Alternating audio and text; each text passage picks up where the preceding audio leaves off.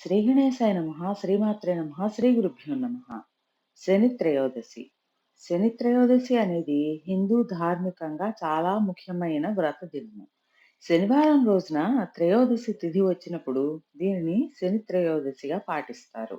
ఈ రోజు శనిదేవునికి అంకితమిచ్చారు.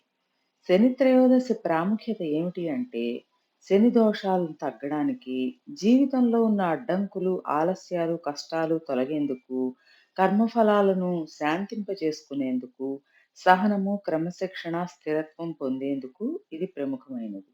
ఈరోజు ముఖ్యమైన పూజలేమిటి అంటే, శనిదేవునికి నువ్వుల నూనె లేదా ఆవ నూనెతో అభిషేకం చేయడము, నువ్వుల నూనె దీపం వెలిగించడము, నల్ల నువ్వులు, మినప్పప్పు, ఇనుము, నల్ల వస్త్రము లాంటివి దానం చేయడము. శని మంత్ర జపం. ఓం శం శనిచరాయ నమః అనే మంత్రాన్ని 108 సార్లు జపిస్తే చాలా మంచిది. ఓం మాత్రే నమః. ఓం శాంతి.